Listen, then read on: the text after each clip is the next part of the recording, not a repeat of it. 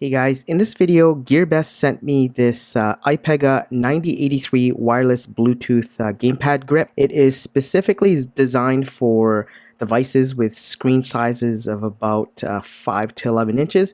So as long as your device isn't wider than 11 inches, it should be able to fit. I'm actually going to use this with my Nintendo Switch. I'm not a really big fan of the Joy-Cons. I find them too small, and the lack of a one-piece D-pad really makes them unusable for me. If you've seen my other videos, I've tried to use a few different cases and even made my own grips and 3D printed my own so that they would be more comfortable. This iPega retractable controller is a good alternative to the more expensive Joy-Cons that are available from Nintendo. So now I'll quickly unbox it to show you what it comes with.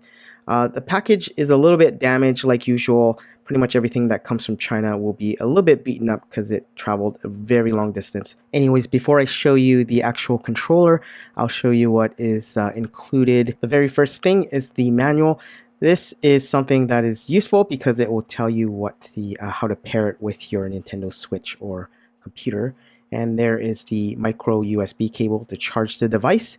And these are for your Nintendo Switch. Now you actually have to attach this to your Nintendo Switch so that it will hold a little better. Without these kind of rubber bumpers, your Nintendo Switch may fall off, so they just help your device stay in there a little bit better. The actual grip itself is quite big because it does have to fit the Nintendo Switch, so you can use it without plugging anything to it. It would just be like a regular Bluetooth controller, but this is where you can slide in a phone, a tablet, or the Switch itself. And it's able to basically expand to at least 11 inches, I think, which is quite long. It should be able to fit most devices, even tablets, in landscape mode because it is so long. And on the back, you will see the lock. So that basically makes it so that it won't extend any further, and releasing it lets you extend it even further.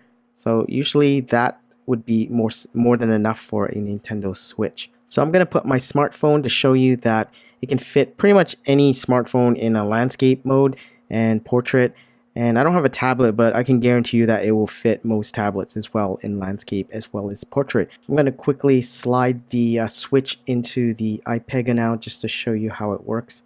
It actually fits quite snug, but like I showed you during the unboxing, it's probably a good idea to put those rubber bumpers that it comes with because it will hold the Switch in a lot better. Let's quickly take a look at the controller now. So the very first thing are the analog sticks. They are much better than the Joy-Cons, and they're probably comparable to the Pro Controller. And over here you have the home/capture button.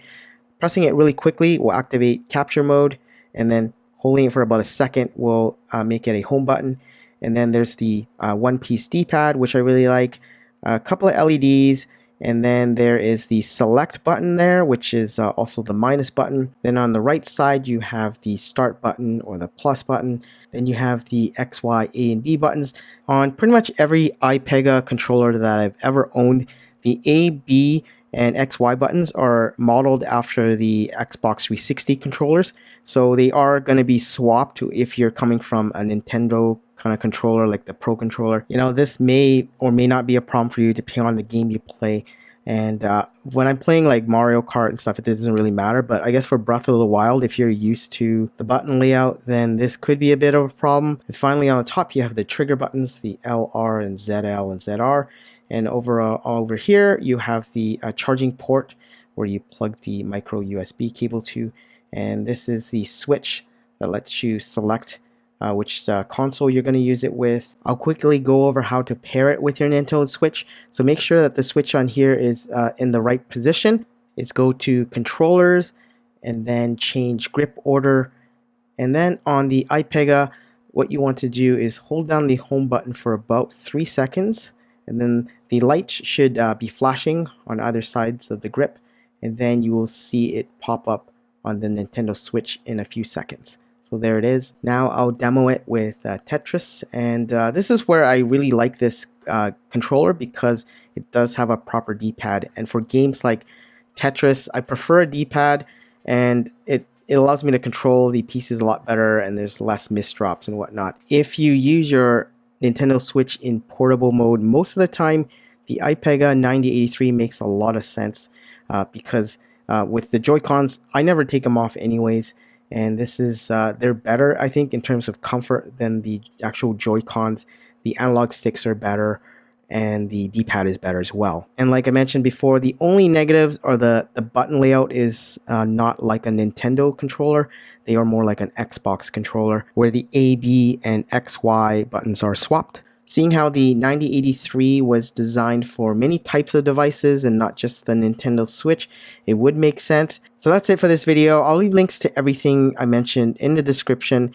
The iPega 9083 makes a good alternative to the Joy-Con for the Nintendo Switch. You can also use this controller with your computer, Mac, Android, basically anything that uses Bluetooth, it should work with. I hope you enjoyed this review, and I will see you in the next video.